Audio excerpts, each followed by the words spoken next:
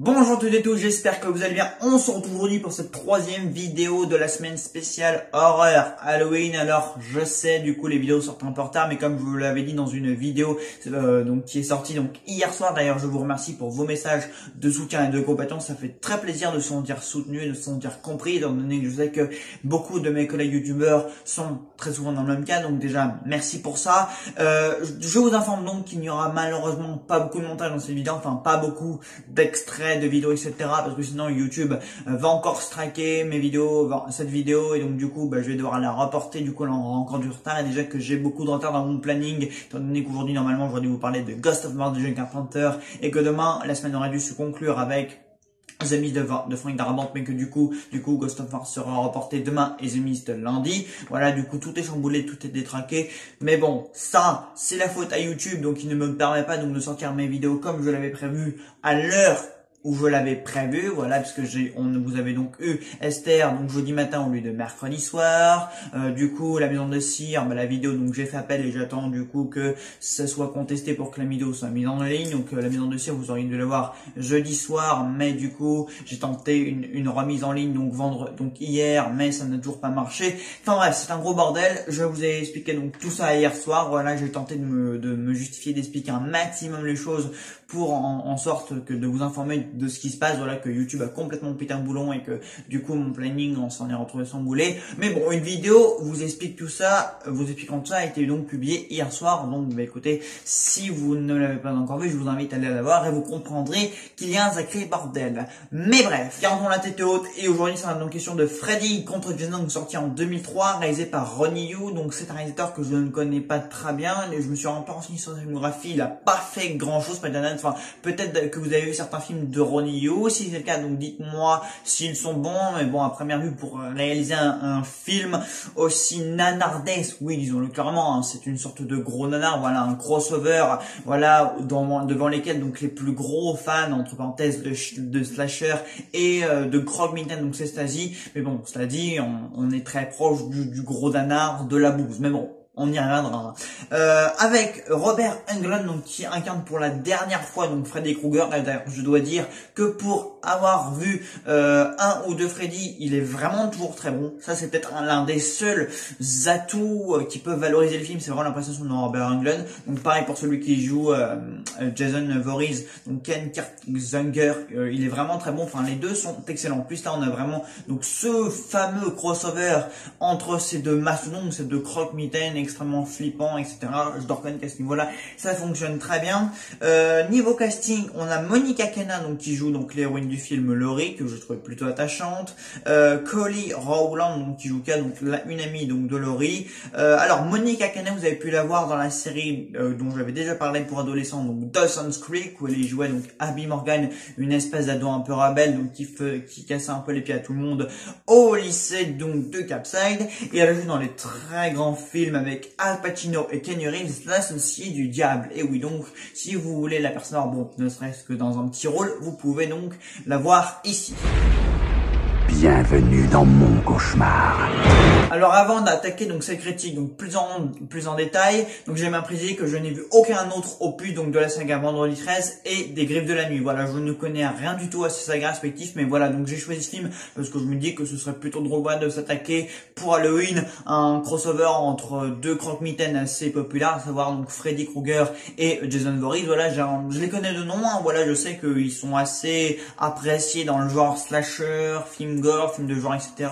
Mais en tout cas, moi, c'est jamais deux sagas qui m'ont vraiment attiré. Voilà, j'ai jamais vraiment eu de la fibre avec cette saga. J'ai juste vu l'un des remakes donc de Freddy, donc celui qui est sorti en 2010. Voilà, je l'avais plutôt apprécié. Bon, c'était lambda, c'était un remake oubliable, mais en tout cas, c'est le seul en tout cas qui me faisait de l'œil, parce qu'en fait, j'avais vu le film original de Wes Craven et j'avais trouvé assez moyen pour tout vous dire. Et ce remake là, je l'avais plutôt apprécié. Par contre, dans la saga Jason Voorhees, je n'ai rien vu, même pas le remake pour le coup, parce qu'en fait ce sont pas deux croque-mitaines qui m'attirent particulièrement. Voilà, le seul croque-mitaine qui m'attire et que j'aime bien, c'est Michael Myers, mais ça c'est parce que j'ai bien aimé le premier film dans lequel il joue, donc La Nuit des Mal, donc c'est pour ça. Mais sinon voilà, donc je pourrais pas vous dire donc du coup si ce crossover en fait c'est supérieur, égal, moins bien, ou si c'est complètement naze comparé à tout ce qui est sorti avant, après, pendant. Voilà, je pourrais pas vous dire. Donc après je suppose que la saga en elle-même ne doit pas être bien, ne doit pas receler donc de bons ou de mauvais films. Voilà, je me doute que dans le domaine horreur et films de genre et slasher, dans l'ensemble c'est quand même de la belle bouffe. Ce remake en lui-même, enfin ce crossover en lui-même, c'est un nanar, hein, on va pas se mentir, c'est comme de la bouse. Mais une bouse en même temps qui se regarde. Voilà, quand tu vois ce genre de film, tu dis pas, tu n'espères pas que tu vas voir du pur film d'horreur, que tu vas flipper, que tu vas voir les jetons. Enfin, quand tu vois ce genre de film, c'est juste histoire de passer le temps, c'est juste histoire de divertir, c'est juste de voir en fait deux gros croque-mitaines. Voilà, donc l'un avec le visage tout cramé et l'autre, voilà, la mastodonte, donc Jason, voilà, s'affrontent. C'est exactement ce qui se passe. Voilà, c'est la promesse de ce film en fait, c'est de voir donc deux mastodontes donc du cinéma, enfin du genre slasher, donc s'affronter à mort, se dézinguer, se mutiler, se poignarder, se griffer, enfin tout ce que vous voulez, en tout cas avec donc leurs armes respectifs. Et c'est ça en fait, ce film se veut être un spectacle gore, être un spectacle donc de pure mutilation avec des torrents de flaques de sang, etc.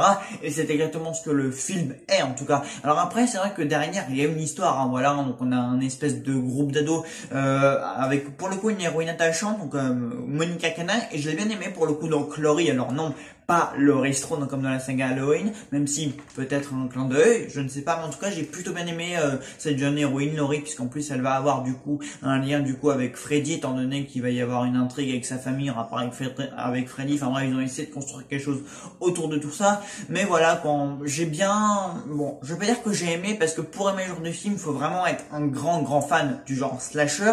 Moi j'aime bien les films de genre, les films de slasher, mais concernant Freddy contre Jason, je trouve que c'est un film amusant. Voilà, je trouve que c'est un film qui se laisse regarder. Voilà, vous mettez ça le soir, ça passe vraiment bien le temps. Voilà, vous en rigolez plus qu'autre chose, vous passez un bon moment. Voilà, c'est un film à regarder entre amis pratiquement. Voilà, c'est un film qui divertit, qui fait passer le temps. Bon, on reconnaît, cela dit, donc l'effort des scénaristes pour essayer de construire quelque chose derrière. Voilà, on sent que les mecs derrière le scénario, ils ont essayé de prendre des petits partis pris, de construire une histoire, même avec la bande de, parce que parfois les ados donc dans les slashers, ils sont relativement idiots. Bah cette fois-ci, voilà, ils ont essayé de construire quelque chose d'assez intelligent autour de ce groupe d'ados. Voilà, une sorte de solidarité amicale. Voilà, parce que disons que comme vous voyez, donc l'héroïne principale va être liée à Freddy. Du coup, à la fin, voilà, ils vont retourner donc du coup au lac de Crystal Lake voir Jason Voorhees, etc. Ils vont essayer donc de manipuler en fait les deux esprits respectifs donc des méchants. Donc ça c'était plutôt cool.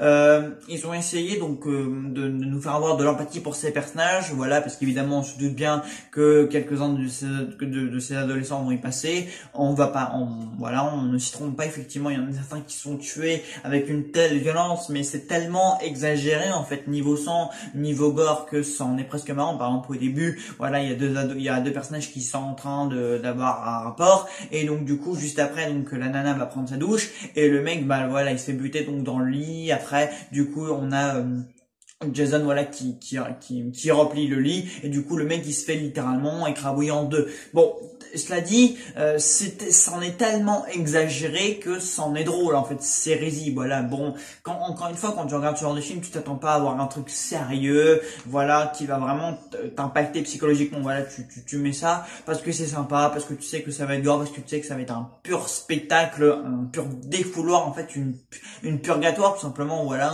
tout simplement un spectacle sanguinaire où deux méchants ou deux croque-mitaines bien badass vont se foutre sur la gueule, parce que du coup l'un ne fait plus peur donc il va rappeler l'autre, etc.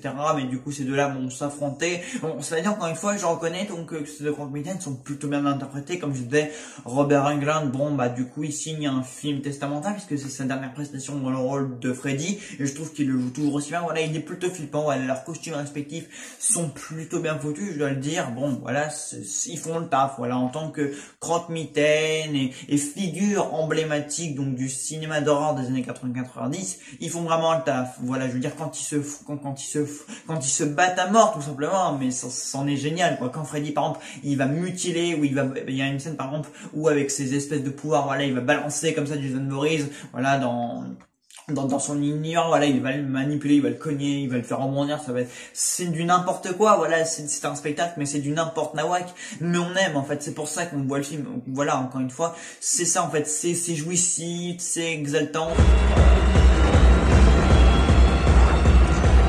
Moi, quand j'ai vu le film hier soir, bon voilà quoi, j'étais assez mort de rire parce que en fait le scénario il essaye à la fois tellement d'être dans le ridicule, mais à la fois il essaye tellement comme de se prendre un minimum au sérieux que ça en devient ridicule, parce qu'à la fois tu penses que les deux vont, l'un va réussir à tuer, mais finalement les deux s'entretuent à mort, ils se déchiquent, enfin vraiment à la fin c'est ça quoi.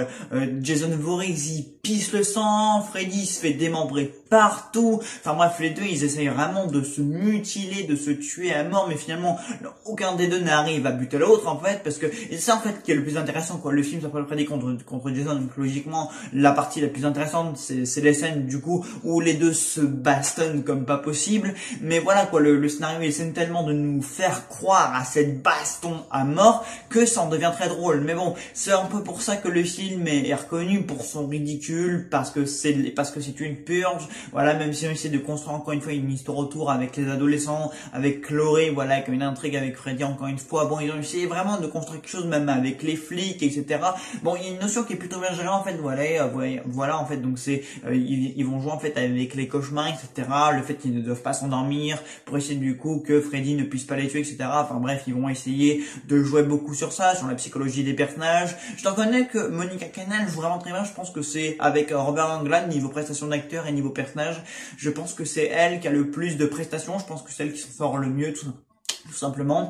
Il y a une scène que je trouvais très intéressante en fait, c'est quand du coup Laurie tout simplement va être plongée dans le sommeil en fait, et qu'elle va assister au passé de Jason Voorhees, et que du coup on va apprendre que l'enfant il était humilié parce qu'en fait il était déformé du visage. Enfin bref, on va et beaucoup sur ça. Il va y avoir un montage assez intéressant avec Freddy parce que du coup les deux vont interférer dans les rêves et les cauchemars de chacun. Enfin bref, du coup il y a on va en apprendre plus sur le passé de Jason, et c'est ça qui va être bien parce que du coup on va apprendre que c'était un enfant traumatisé, du coup qui a sûrement voulu se venger par rapport à ça. Enfin bref, il y a ils ont essayé vraiment d'y mettre une intrigue, vraiment d'étoffer un peu l'intrigue avec le récit, le sommeil, les cauchemars et tout ça. Enfin ils ont essayé d'imbriquer tout ça.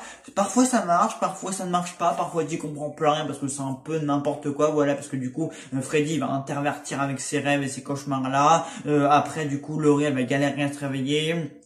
Puis après à la fin, bon, ils font tout péter, puis du coup après c'est plus qu'une mutilation à mort entre les deux croque-mitaines. Mais encore une fois, c'est cool, voilà, c'est pas un film lambda parce que mine de rien, bon, ce genre de crossover là, c'est pas lambda, c'est pas tous les jours que tu vois donc deux mastodontes entre parenthèses, donc du cinéma de genre et du slasher, donc s'affronter comme ça, donc c'est plutôt cool. Même la fin, c'est nul parce qu'en fait à la fin, donc tu vois, Jason Voorhees il sort de l'eau, il a la tête décapitée donc de Freddy, voilà, il la tient comme ça à la main, et t'as Freddy comme ça qui nous fait un espèce de clin d'œil.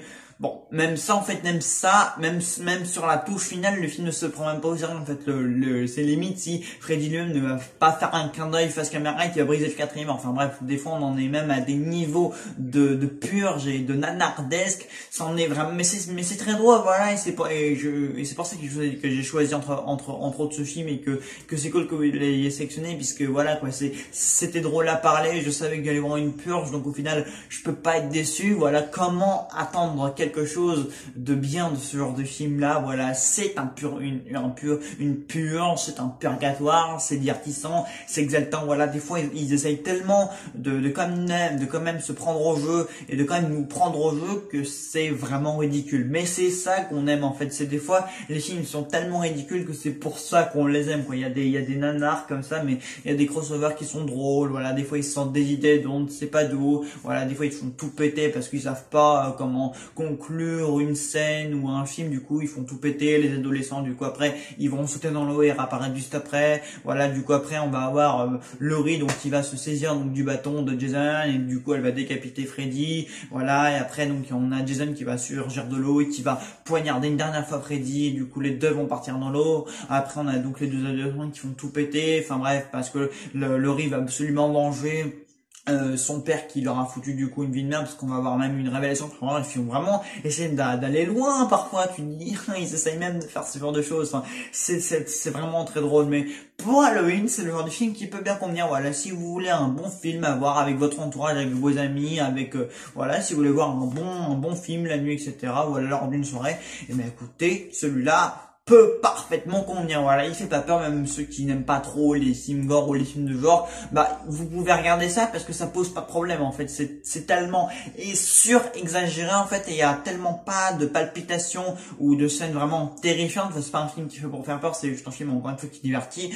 Vous pouvez vraiment foncer voir ce film à l'aise, voilà, et n'espérez rien, n'ayez pas peur d'être traumatisé ou marqué, ou que ce soit un film psychologiquement impactant, parce que ça ne l'est pas du tout. Voilà, je vous le dis tout de suite, même les âmes les plus sensibles peuvent voir ce film là. Voilà, ils vont juste trouver ça un peu dégueulasse. C'est le but du film, c'est un film dégueulasse, c'est un film immonde, mais le film en lui-même, voilà, que ce soit dans ce qu'on a regardé ou le film en lui-même, c'est dégueulasse, ça n'a pas d'intérêt, mais voilà quoi. Donc voilà, donc Freddy contre Jason, donc c'est cool, voilà, un mot pour décrire le film, cool et dégueulasse, mais c'est pour ça qu'on le voit. Donc voilà, il y avait pas d'intérêt de base à faire un film comme ça, c'était juste en fait pour que les fans de slasher puissent s'extasier et se rassasier donc de gore, de sang et de croque-mitaine, voilà, devant ce film-là.